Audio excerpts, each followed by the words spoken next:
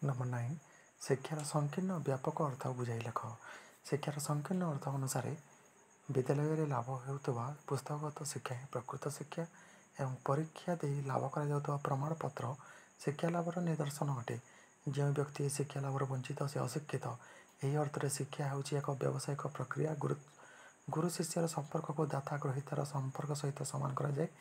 John आडाम्स मत शिक्षक हूँ दाता छात्र ग्रहिता एवं विद्यालय एक ज्ञान विपणी।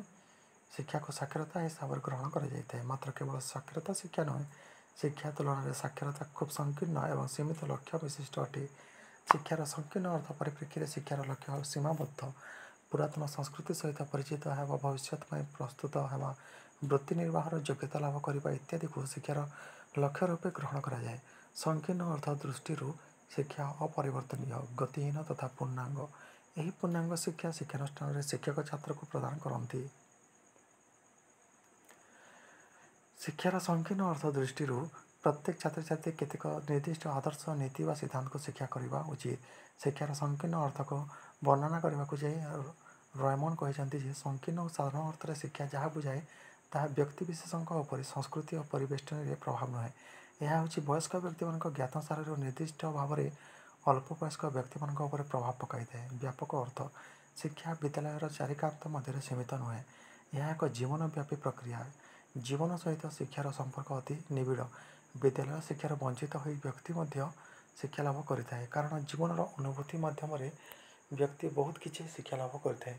शिक्षानुष्ठान मानक शिक्षा ग्रहण कर प्रमाणपत्र पाई सारा पर शिक्षार परिसमाप्ति हुए ना। व्यक्ति जन्म ठारू मृत्यु पर्यंत शिक्षा लाभ कर चली था। यहाँ शिक्षार व्यापक अर्थ कहुए। मनुष्य तार जीवन काल मध्य जो सब अभिज्ञता हासिल करे ताहाको समाज द्वारा अनुमोदित मार्ग में व्यवहार करिवार प्रयास को शिक्षा कहुए। शिक्षार मुख्य उद्देश्य हूँ आचरण में परिवर्तन। व्यक्ति लाभ करुवा विभिन्न अभिज्ञता द्वारा तार आचरण में परिवर्तन आसे। व्यापक अर्थ में अभिज्ञता द्वारा शिक्षा एवं अभिज्ञता शिक्षा हूँ प्रकृत शिक्षा। अभिज्ञतार पुनर्गठन हूँ शिक्षा। व्यक्ति विद्यालय जो शिक्षा लाभ करे ताहा यदि व्यक्तिर आचरण में परिवर्तन आने को सक्षम न हुए तेज से शिक्षा निरर्थक। ज्ञानार्जन आचरण में परिवर्तन आनिबार एक माध्यम मात्र। व्यक्ति लाभ करुवा ज्ञान यदि सक्रिय प्रयोगक्षम हुए तेज ता व्यक्तिर आचरण में उपयुक्त परिवर्तन आने और व्यक्तिर प्रयोजन में लगे। व्यक्तिर समस्त अभिज्ञता समाज द्वारा अनुमोदित हो न पारे तेणु व्यक्तिर आचरण में समाज अनुमोदित उचित परिवर्तन आने विभिन्न मूल्यवान अभिज्ञता व्यक्ति को प्रदान करा उचित। यही उद्देश्य रे समाज विद्यालय सृष्टि करिछि। मात्र शिक्षा लाभ विद्यालय द्वारा प्रदत्त शिक्षा मध्य सीमित नुहे।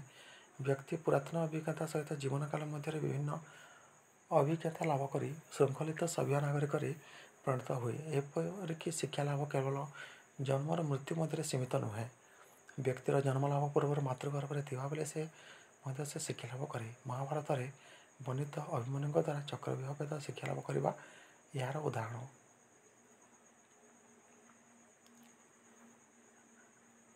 शिक्षार व्यापक अर्थ दृष्टि शिक्षार लक्ष्य सीमित नुहे। व्यक्ति सक्रिय भाव में अभिज्ञता हासिल कर निजर सर्वांगीन विकास साधन करें। विकास और अभिवृद्धि शिक्षार प्रकृत स्वरूप अटे। व्यापक दृष्टि आचरणगत परिवर्तन समस्या समाधान करिबारे दक्षता वृद्धि सामाजिकीकरण इत्यादि को शिक्षार लक्ष्य भाव में ग्रहण कर।